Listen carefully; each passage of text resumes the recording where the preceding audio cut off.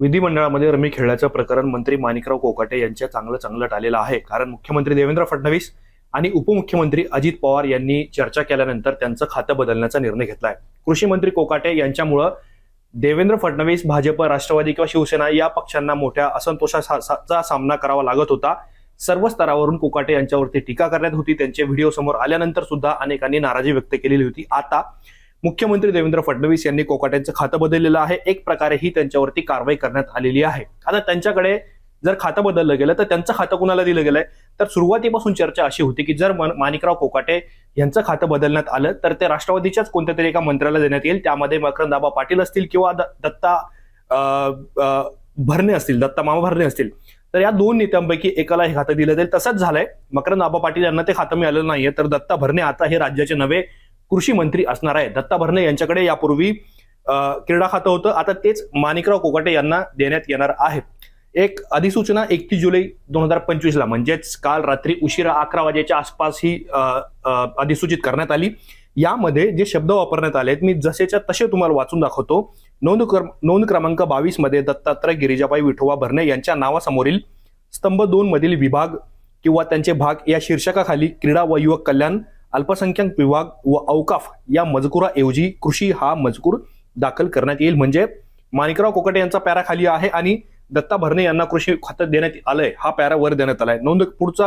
नोंद क्रमांक 25 मध्ये ऍडव्होकेट माणिकराव सरस्वती शिवाजी कोकाटे यांच्या नावासमोरील स्तंभ 2 मधले विभाग किंवा त्यांचे भाग या शीर्षकाखाली कृषी या मजकुराऐवजी आता क्रीडा व युवक कल्याण, अल्पसंख्याक विकास व औकाफ हा मजकूर दाखल करण्यात येईल. म्हणजे थेट दोन मंत्र्यांची खाती बदलण्यात आली आहे. दत्ता भरणे यांच्याकडे जी दोन खाती होती, मायनॉरिटी आणि स्पोर्ट्स, ही खाती आता माणिकराव कोकाटे यांना देण्यात आली आहे. तर कृषी खातं जे राज्याच्या राजकारणात महत्वाचं मानलं जातं, हे खातं आता कोकाटेंकडून दत्ता भरणे यांच्याकडे जाणार आहे. दत्ता भरणे हे अजित पवारांचे अत्यंत विश्वासू मंत्री मानले जातात. बारामतीला लागूनच त्यांचा मतदारसंघ आहे. त्यामुळं अजितदादांनी सेफ गेम खेळली का, हा सुद्धा प्रश्न या निमित्ताने उपस्थित होतो. कारण माणिकराव कोकाटे यांचं खातं बदलण्याची मागणी विरोधकांनी केलेली नव्हती. त्यांची मागणी ही राजीनाम्याची होती. मग मुख्यमंत्र्यांनी केवळ खातं बदलून त्यांना माफ केलंय का, हा सुद्धा प्रश्न या निमित्ताने उपस्थित होतो. पण आता अजितदादांच्या एका मंत्र्यावरती पूर्वीच कारवाई झाली आहे. धनंजय मुंडे यांचा राजीनामा झालेला आहे. कोकाटे राजीनामा देता वाचले असं म्हणूयात आपण, कारण त्यांचं खातं आता बदलण्यात आलंय. पण शिवसेनेच्या ज्या मंत्र्यांवरती आरोप झाले त्या मंत्र्यांवरती कारवाई होणार का? आता कारवाईचे सुद्धा दोन प्रकार या सरकारमध्ये दिसत आहेत.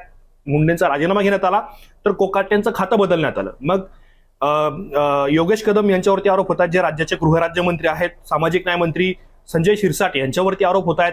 भारत गोगावले यांच्यावरती सुद्धा आरोप झालेले आहेत. किंवा अन्य मंत्री असतील, दादा भुसे यांच्यावरती सुद्धा आता विरारच्या महापालिका आयुक्तांवरनं वाद किंवा त्यांच्यावरती आरोप होत आहेत. तर आता शिवसेनेच्या मंत्र्यांवरती कारवाई केली जाईल का, किंवा कोकाटे यांच्या माध्यमातून शिवसेनेला सुद्धा देवेंद्र फडणवीस हे इशारा देऊ पाहतायत. पण साधारण आपण जर बघितलं तर माणिकराव कोकाटे यांचं मंत्रीपद आता वाचलेलं आहे. त्यांचं खातेबदल जरी झालेलं असलं तरी सुद्धा आगामी काळामध्ये राष्ट्रवादीचे नेते, राष्ट्रवादीचे मंत्री किंवा इव्हन सरकारमधले मंत्री, नेते, सत्ताधारी, आमदार यांचं वादग्रस्त वर्तन थांबेल का या कारवाईनंतर, हा खरा महत्वाचा प्रश्न आहे. तुम्हाला या सगळ्या प्रकरणाबद्दल काय वाटतं, तुमची काय मत आहेत हे आम्हाला कमेंट बॉक्समध्ये जरूर कळवा.